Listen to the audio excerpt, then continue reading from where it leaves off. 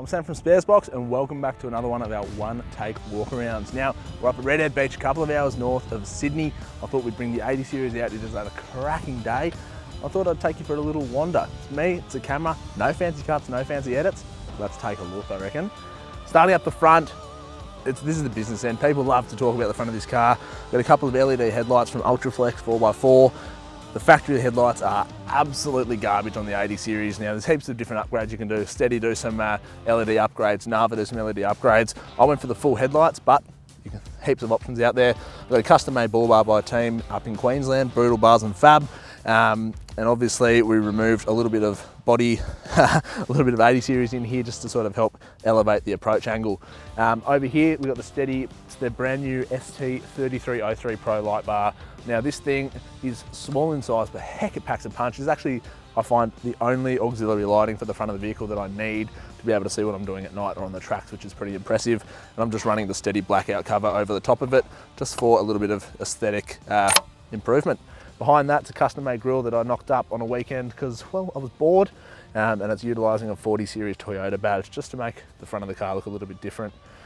Down here we've got the Rumba 11XP premium winch, 11,000 pound winch, synthetic rope, 12 volt, all that good stuff. And I'm running a hammerlock hitch and an upgraded winch hook as well, just add a bit of beef, you know, I guess you could say. Probably compensating a little bit.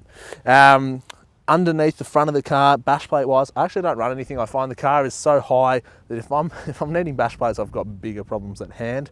But I reckon we'll have a little poke under the engine bay here. So these things, this is the late 92 model 80 series. It's the factory turbo diesel 1HDT motor. It's a 12 valve, it's a straight 6, 4.2 litres of direct injection or mechanical injection, I should say, Fury, and it's been tickled in every possible way. There's not a lot of Toyota left. It's been rebuilt. It's got about 50,000 Ks on this motor. It's got ARP head studs through it, Safari front mount intercooler, upgraded to a G-Turbo Grunter Extreme. It's got the Radius 4-inch airbox, custom Radius Snorkel. It's running about 27 pounds of boost, controlled by a Turbo Smart Boost Tee. It's also got all the ADS fruit you could ever imagine. Their 200 horsepower pump combo, all that stuff. I was actually tuned by them up in Mariba as well, which is fantastic. What else under the front here? Well, it's got a high flow Trident thermostat. We're running a 4-terrain clutch down there as well, which is rated to over 1,000 newton meters, which is exactly what we need. This car's making around 200 horsepower and about 700 newton meters of torque, so it is a little bit of a pokey thing. And over in that back corner is the ARB compressor for the twin lockers, and also just above that are the Diff Breathers as well, which are a commonly overlooked modification that you should all do to your vehicle. We'll shut this down here and we'll have a look around here. I reckon jump down here and we'll have a look at the wheels, tyres, suspension and stuff. So tyres, these are a commonly asked question. Not a lot of people see these tyres. They're the Yokohama Gerlander XMT G005 tyres. They are a seriously aggressive mud tyre. They're mounted to a KMC XD229 Machete beadlock. It's a genuine beadlock rim, alloy, and these are a 17x9 -38 offset wheel. We're running AVM part-time hubs. With a car that's lifted this height, you do really need to. Tucked up in here, we've got a 3-inch custom exhaust that dumps out just before the rear diff. That's why it sounds so good. In terms of suspension wise, we've got 4-inch coils. We're just running a little Super Pro coil spacer as well, just to help the car sit level. We're using custom made Bilstein B60 monotube shock absorbers. They're equivalent of like a 2.5-inch body shock. The front's a 10-inch travel, the rear's a 12-inch travel, and that really helps the car articulate. We're also using a custom alloy Heim jointed front adjustable panhard rod as well as adjustable steering arms. The front diff housing has also been fully braced and straightened by Kinsella's Customs, and it's utilising their custom radius arms with flipped mounts, which helps the car articulate, flex and drive a hell of a lot better than what it ever did. And it's using their custom brake lines that come with that run along the length of the diff.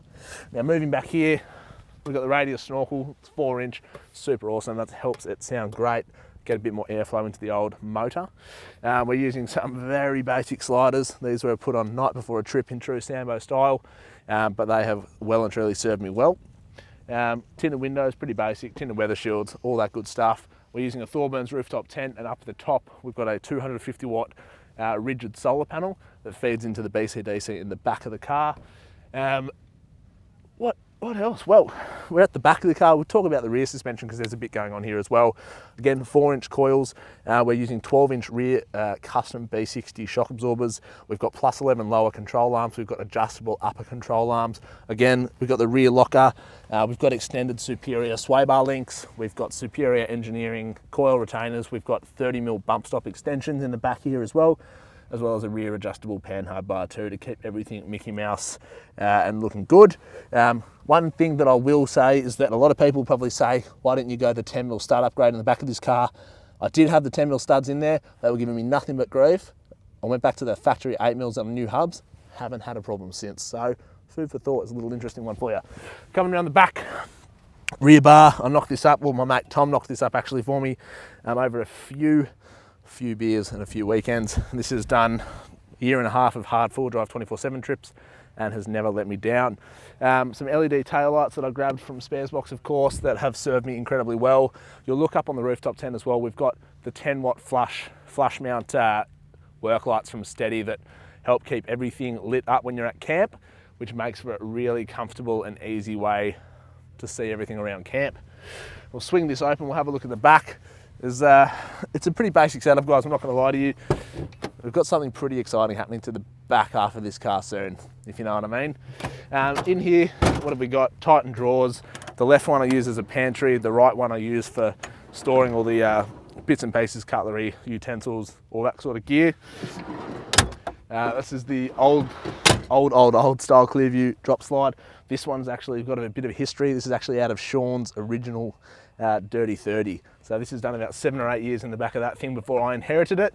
And we're using the Dometic CFX 65W 12-volt fridge freezer. 65 litres is the perfect size I find for a week or more away. You can run it as a fridge or freezer at the moment. It's at 0 degrees, keeping the beers nice and cold. In that box there, I just keep all my recovery gear, bits and pieces, spare parts, tools, all the stuff that you don't really often need. Super easy to access as well. You can grab it from that side sliding window. I normally say you could grab it from any sliding window, but I had a bit of an oopsie once upon a time, and let's just say this window no longer, well, that's sort of stuck how it is. Now, in terms of 12-volt gear for this car, I wish I could show you, but it's currently, the car's been lived out of with all this stuff, but I'll just run you through it, all right? So we've got 270 amp hours worth of battery on board. We've got the BCDC 1225 charger. We've got a 2000 watt red arc inverter. We've got a whole bunch of projector screens helping me keep a track of what voltage and battery percentage everything's at. We've also got a heap of power sockets all through the car, as well as a remote power point for the inverter too. So you can switch the inverter on and then you've got it isolated by actually a wall socket that you'd find in your house, which makes it super convenient. Then up the front, we'll have a quick sticky beak again. My videographer's decided to call my 80 series home as well. So I'll show you the bits and pieces. We've got the CFX11 center console fridge by Dometic. It's a fridge freezer. It's running at -2 at the moment. It's filthy, but heck, I love that thing. We've got the compressor lock, compressor buttons and switches down here. All those good things, heaps of charging. We've got the Steady rocker switches down here, UHF, head unit, all those good things. We've got XR6 Falcon seats in here too, which are a big upgrade over the factory seats, adjustable lumbar support and all that kind of good stuff. And then over on the A-pillar, we've got the Autometer Cobalt series gauges. We use EGT and boost. We've also got the DriveTech 4x4 wireless tire pressure system. And that pretty much wraps up this old beastie here. It's old, it's slow, it blows a lot of soot, and I absolutely love this thing. But stay tuned because I've got something very exciting happening with this thing soon. And there's only one place you're going to see all that stuff, and that's on Sparesbox channels, guys. Make sure you like, subscribe, follow us on Instagram, Facebook, and YouTube. If I've missed anything or you have any more questions, ask them in the comments below, and I'll do my best to get back to you and answer as many as I can. But until next time, guys, see you soon.